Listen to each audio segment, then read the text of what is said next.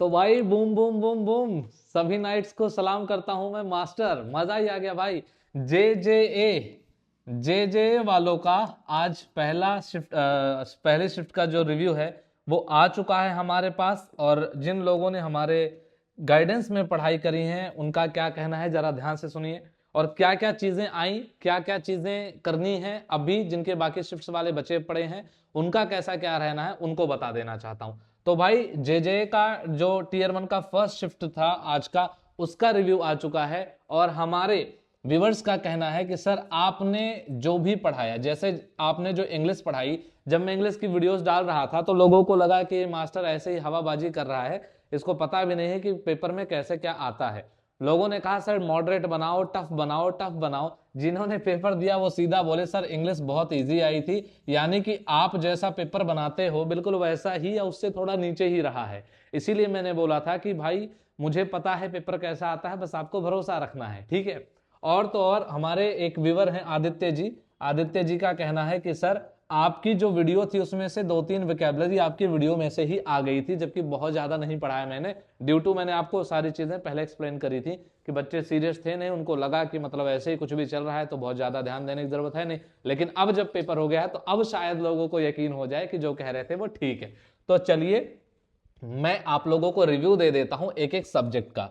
जैसा कि मैंने आपको मैथ्स और रीजनिंग के बारे में बताया था वो बातें भी बिल्कुल सच हो गई हैं, ठीक है भाई, वो बातें भी बिल्कुल सच हो गई हैं। तो सर अगर मैथ्स और रीजनिंग की बात करेंगे आप तो बिल्कुल भी, मैंने आपको बोला था सिर्फ अरिथमेटिक अरिथमेटिक, जैसे कि आपको पता है कि उन्होंने कहीं पर भी एडवांस के चैप्टर्स मेंशन नहीं करे थे, एंड सो दैट एडवांस के लिए क्वेश्चंस उन्होंने नहीं दिए, सिर्फ अरिथमेटिक के क्वेश्चन आए हैं। मैंने आपको बोला था परसेंटेज पढ़ जाना, मैंने आपको बोला था प्रॉफिट एंड लॉस पढ़ जाना, मैंने आपको बोला था टाइम स्पीड डिस्टेंस पढ़ जाना, मैंने आपको बोला था टाइम एंड वर्क पढ़ लेना, और मैंने आपको रेशियो के लिए बोला था, मैंने आपको और क्या बोला था भाई, मैंने आपको रेशियो के लिए बोला था, और इसके अलावा ये सारे, और सी आई एस आई मैंने आपको बोला था, ठीक है भाई, सी आई एस आई मैंने आपको बोला था। सी आई एस आई में आपको ये बातें मैंने समझाई थी।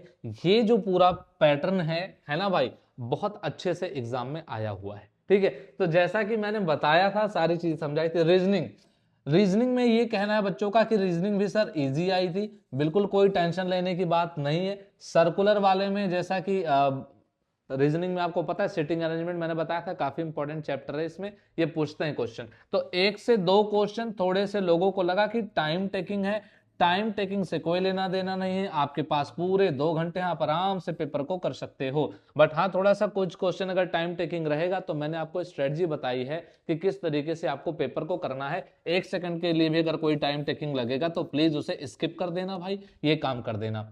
सेकंड बात हम कर रहे हैं कि सर इंग्लिश कैसी आई।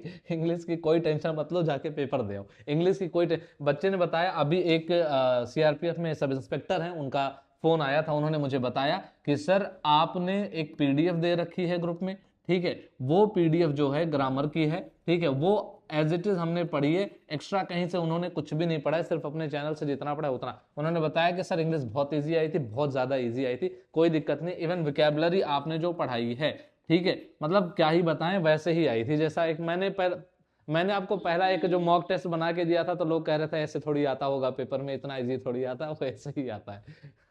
यकीन नहीं करते हो ना आप लोग, इसीलिए अब क्या बोलूं मैं, ठीक है। जीएस और जीके की अगर बात करें, ठीक है, जीएस और जीके की अगर हम बात करें तो भाई देखो मैंने बताया 15 क्वेश्चन करंट से आएंगे, ठीक है।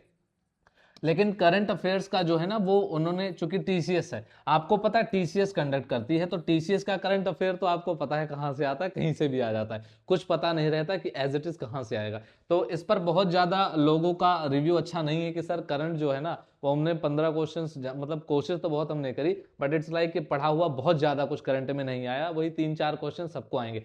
आपको बस इतनी राय देना चाहूंगा कि बहुत ज्यादा अटेम्प्ट से बच जाना, क्योंकि अगर इसमें नेगेटिव मार्किंग हुई ना, 1 नंबर से बाहर हो जाओगे, बहुत बुरा लगेगा आपको, ठीक है। फालतू अटेम्प्ट मत करना, बहुत पिटाई करूंगा, ठीक। जीएसजी के बहुत आसान आ रही है, कोई दिक्कत नहीं, जीएसजी के में आपने जैसा पढ़ा है, जैसे मान लो पॉलिटी के क्वेश्चन हैं, ठीक है, तो पॉलिटी के क्वेश्चन बिल्कुल जैसे आप अनुच्छेद वगैरह पढ़ते हो ना, ठीक है, वैसे ही सारी चीजें आई हैं, मतलब कोई इतना हार्ड डीप जाकर के नहीं पूछा है, ठीक है। नॉर्मल आपसे समझ लो कि जैसे आप सारे जो आपके स्केड्यूल वगैरह हैं वो सारे याद कर लेना, साथ के साथ आपके जितने सारे ये अमेंडमेंट वगैरह थोड़े मोटे पढ़ लेना, ऊपर ऊपर से सारी चीजें करके जानी है, बहुत डीप इसमें नहीं पूछता है। तो इसलिए मैंने आपको सारी चीजें बता दी थी, उसी पैटर्न में करके आ जाना। हाँ, एक सेफ अगर इस टाइम की बात करें, शिफ्ट 1, ठीक है, शिफ्ट 1 में काफी अच्छा लोग 100+ जो है वो अटेम्प्ट करके आ रहे हैं। बट मैं आपको फिर भी बोलूंगा कि भाई ये सपोज करके दिमाग में मत जाना कि भैया अगर लोग 110 क्वेश्चन करके आ रहे हैं 120 में से, कट ऑफ बहुत हाई जाएगी। कुछ सोचने की जरूरत नहीं है। क्यों? पेपर जब देते हैं बहुत आसान लगता है, रिजल्ट जब आता है फिर नहीं लगता है, ठीक है। क्योंकि पेपर में क्या, हाँ, क्या चीजें आसान है वो बता देता हूँ। इंग्लिश आसान है, रीजनिंग इजी है, मैथ्स इजी है। क्या नहीं इजी है? जीएस जीके भी इजी है, बट करंट अफेयर्स इजी नहीं है। जबरदस्ती इसको अटेम्प्ट मत करने लगना, ठीक है। और इसमें भी जीएस जीके में भी जिन पर आप श्योर रहोगे और जहां पर आप एलिमिनेशन यूज कर सकते हो, बस उतने ही अटेम्प्ट करने हैं।